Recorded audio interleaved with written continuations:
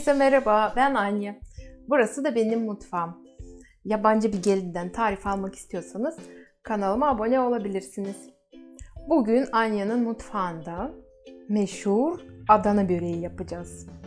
Biliyorsunuz son zamanlarda trend oldu bu börek. Hatta her köşede bir Adana börekçi açıldı. Meşhur uzayan peynirleriyle börekleri herkes çok seviyor. Ben de bugün kendi mutfağımda hazır yufkadan ocak üstünde sizler için Adana böreği yapacağım. Çok iddialıyım. Tarifime çok güveniyorum. Eminim ki dışarıda satılan hazır börekler kadar olacak. Lezzeti de, görüntüsü de. O zaman tarifime de geçelim. Şimdi böreğimize başlarken ben ilk önce malzemelerimizi saymak istiyorum. Burada baklavalık yufkamız var. Buradan 20 yaprak ayıracağız. 20 yaprak kullanacağız sadece. Burada 2 tane günlük yufkam var. 2 yumurta, 250 gram tereyağı. Burada 1,5 su bardağı süt var. Ve içine kullanacağımız 250 gram kaşar peyniri, 250 gram çeçil peyniri kullanacağım. Şimdi ilk işlemimiz, biz tereyağını eritmemiz gerekiyor. Ocakta tereyağımı eriteceğim. Şimdi tenceremizi ocağa aldık. Tereyağın içine boşaltıyorum. Ben bu börekte sade yağ kullanacağım. Genelde sade yağ kullanıyorum. Sade yağımı da kendim yapıyorum bu arada. Bence bütün yemeklere daha çok lezzet katıyor. Sade yağ hazır da alabilirsiniz. İsterseniz normal tereyağı da kullanabilirsiniz. Bu arada eğer talep olursa ben sade yağ yapılışında ayrı bir video çekebilirim sizin için. Yorumlara yazabilirsiniz istiyor musunuz diye. Tamam, yağımız da eridi gördüğünüz gibi. Ben artık böreği hazırlamaya geçiyorum. Şimdi ilk yapacağımız işlem, ben baklavalık yufkamı ayırdım buraya 20 yaprak. Şimdi şöyle böyle bir tepside böreğimi yapacağım. Tepsi boyunda bu yufkaları kesmem gerekiyor. Ama bu işlemi mümkün oldukça hızlı yapmam gerekiyor. Çünkü baklava yufkası çok hızlı kuruyan bir yufka. Oldu gibi. Bu şekilde. Şimdi bir sonraki işleme geçiyorum. Şimdi dizmeye başlayacağız. Tepsilmiş tereyağım var. Şöyle 2 kaşık tereyağı. İlk önce tepsime aldım. Ve fırça yardımıyla bütün her yerine yayıyorum. Birinci yufkamızı yerleştirdik. Şöyle bir bastırdık. Üzerine 2 kaşık tereyağından döküyorum. Ve yine fırça yardımıyla her tarafına gelmesi için yayıyorum. Evet, birinci kat oldu. İkinci kata geçiyoruz. İkinci katta geldi. Yine bastırıyorum. Ve üzerine tereyağı gezdiriyorum. 2 kaşık.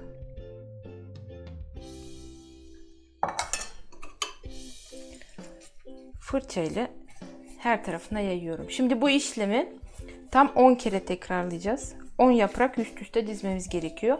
Her katın arasına 2'şer kaşık tereyağı yayacağız. 10 kat bittikten sonra da diğer işlemi göstereceğim. Evet, 10. katım da geldi. Aynı işlemi tekrar ediyorum. Bastırdım. Üzerine yağ gezdirdim.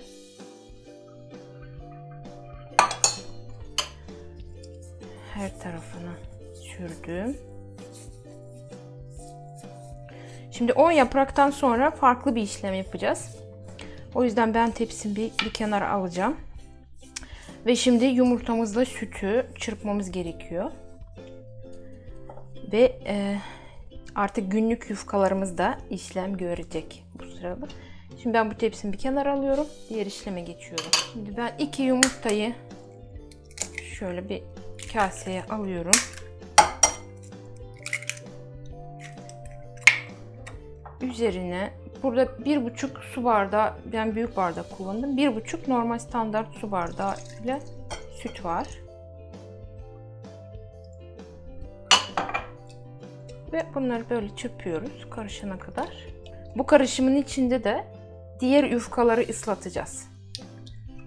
O yüzden biraz bol süt kullandım ki yufkalar iyice ıslansın diye. Şimdi ben bu günlük yufkalarımı şöyle açıyorum ve ben rastgele şöyle parçalıyorum. İri iri parçalara koparıyorum. Şimdi bu yufkaları tepsiye dizeceğiz artık. Bir parçasını alıyorum. Çıkarıyorum. Şöyle bir fazlasını akıtıyorum ve tepsinin üzerine diğer parçaları da iyice ıslattım. Fazlasını süzüyorum ve buraya yerleştiriyorum. Ve bu bütün yufkalar bitene kadar bu işlemi devam edeceğim.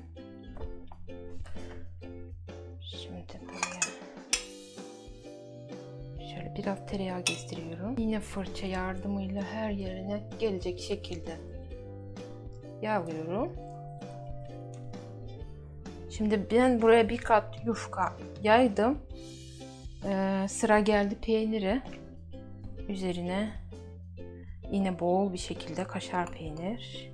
Şimdi yine yufkayı üzerine bir kat soslu yufka açacağız. Evet, yufkalarımıza devam ediyoruz. Aynı işlemler devam. Sosladık, yaydık. Peynirlerin üstü tamamen yufkayla kaplanması gerekiyor. Ve tekrar baklava yufkasını alıyoruz. Tekrar 10 kat şeklinde aynı yaptığımız işlemi devam edeceğiz. Bastırdık. Üzerine yağ.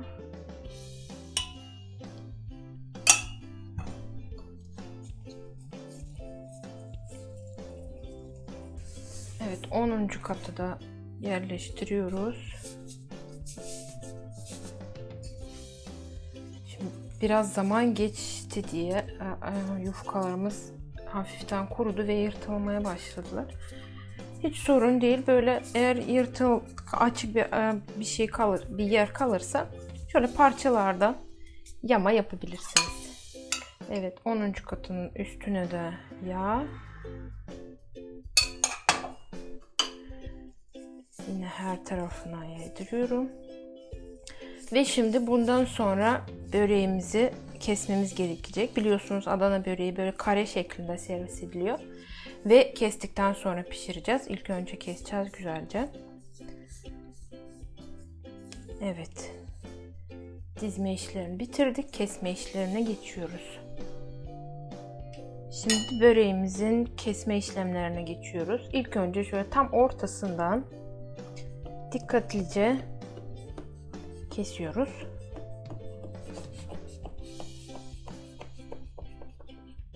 Evet. Ondan sonra sağ tarafından aynı şekilde sonuna kadar kestik.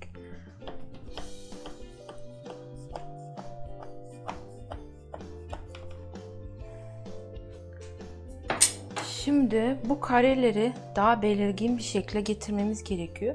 Ve ben şöyle bir spatula yardımıyla bu hamurların böyle aralarını iyice açmam gerekiyor. Evet, gördüğünüz gibi kareler böyle belirgin hale geldi. Spatula ile iyice geçtik her yerinden. Şimdi artık pişirme işlemlerine geçeceğiz. Önceden dediğim gibi fırın gerektirmez. Ocağın üzerinde pişireceğiz. Şimdi ocağımın en büyük gözüne tepsimi alıyorum. Ama şöyle ortaya gelecek şekilde değil de kenarına gelecek. Yani tepsinin kenarına gelecek şekilde ocağımı kısıyorum. Ve bu tepsiyi böyle sürekli ateş kenarına gelecek şekilde çevireceğim. Bu şekilde sürekli çevirerek kontrollü bir şekilde böreğimizi pişireceğiz. Arada bir altını kontrol edeceğiz yine spatula ile. Bu şekilde yani o ateşin ortasına gelmesine gerek yok. Çünkü zaten yandan çevirirken ateş ortaya da gidecek şekilde ayarladık. Bu şekilde sürekli çevire pişireceğiz. Ondan sonra alt tabanı piştikten sonra diğer işlemi de size göstereceğim.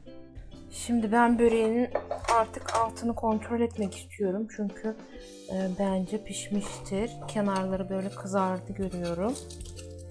Şöyle spatula ile bakalım. Evet.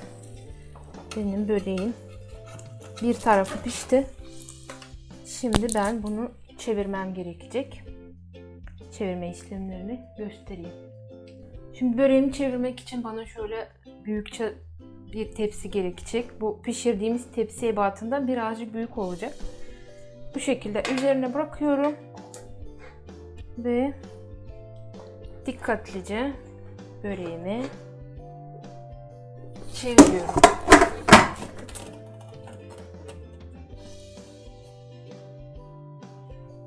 Şu şekilde çok güzel pişmiş. Şimdi bu tepsiden diğer tepsiye aktarma işlemi de var. Şöyle.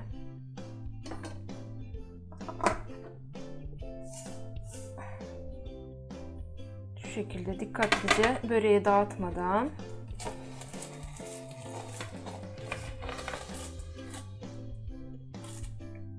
aktardık. Evet. Böreğimi güzelce çevirdim. Tekrar ocağın üzerine alıyorum ve aynı şekilde kısık ateşte çevirerek altını da pişireceğim. Kontrollü bir şekilde devam ediyorum. Şimdi benim böreğim artık pişti, hazır. Ben size şöyle göstermek istiyorum. Şöyle gördüğünüz gibi. Altı da kızardı. Tamamdır. Ocağımı kapatıyorum. Ve artık sıcak sıcak servise geçebiliriz. Şimdi böreğimizi keselim. Ya, dış görüntüsü çok güzel. Ben çok beğendim. İç görüntüsünde merak ediyorum açıkçası.